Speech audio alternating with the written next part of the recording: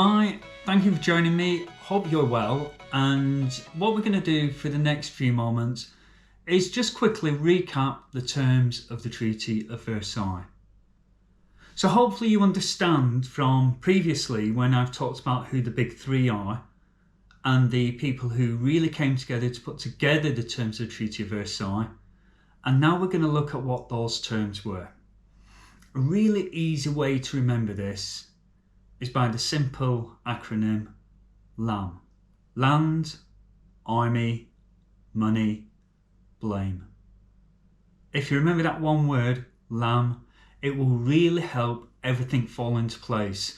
Quite often with revision, quite often when we're looking at things, you'll find acronyms and almost little ways to help you remember that. And we're going to do that with this one, LAM, to understand the terms of the Treaty of Versailles.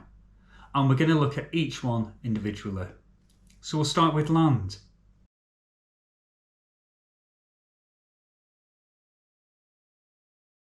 Now Germany loses approximately 10% of its land as a result of the Treaty of Versailles. Now areas that you can be talking about when you're writing about this are Alsace-Lorraine, that is handed across to France. The Saar region, that's given to the League of Nations for 15 years, but all the coal that is produced there has to go to France. We've got the Polish corridor, which allows Poland access to the sea. And then we've got areas which are given to Denmark and areas which are given to Czechoslovakia. Now, when you come to the exam, it won't ask you to list all the areas of land that Germany lost. So I would suggest a tactic is to remember 2 or 3 that really log into your head that are really easy to remember. Another one to remember with land, or a little trap that you might fall into, is talking about the Rhineland. The Rhineland remains part of Germany. It is only demilitarized. That means Germany cannot put its army in there. So don't fall into the trap of thinking the Rhineland is a piece of land that Germany loses. So that's the first one we've covered out of LAM. We've now covered land. And next, we now need to move on to army.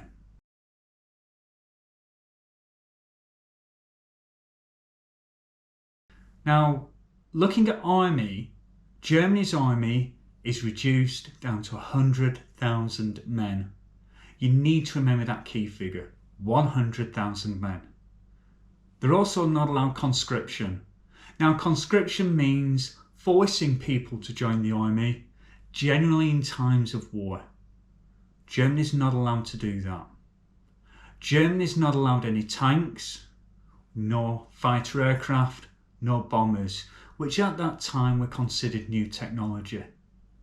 And Germany is only allowed 6 battleships. So to quickly recap that, Germany's army limited to 100,000 men, no conscription, and only 6 battleships.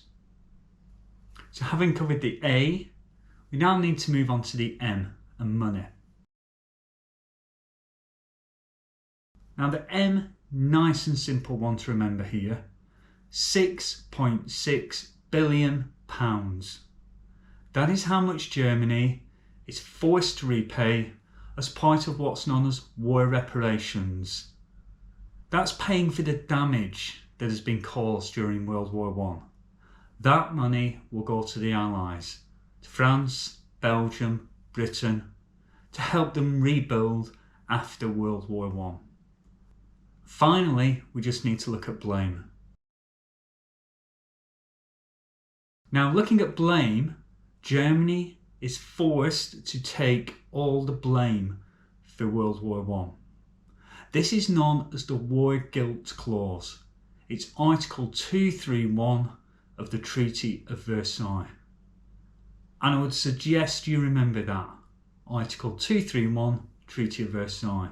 If you drop that into one of your answers, you're showing the examiner that level of detail that you know. Right at the end, right when Germany are finally agreeing to sign the Treaty of Versailles, this is put in at the last moment and it's humiliating for Germany. So we've covered land, army, money, blame. Terms of the Treaty of Versailles. The last word I want to raise or have you log whilst you're making your notes about the terms of the Treaty of Versailles is diktat. Germany is forced to sign the Treaty of Versailles. Essentially, they are told, if you don't sign this, the Allies will declare war again. And don't forget, Germany is already on its knees, and therefore they do sign it. It's a dictated peace. Germany has not signed this willingly. They've been forced to sign it. That is something you need to consider, particularly as we look later on at Germany's reaction to the terms of the Treaty of Versailles. So that's it, the Treaty of Versailles. LAM. Land, army, money, blame. Make sure you can write at least one sentence explaining each of those in preparation for an exam as part of your revision. Thanks a lot. Bye bye.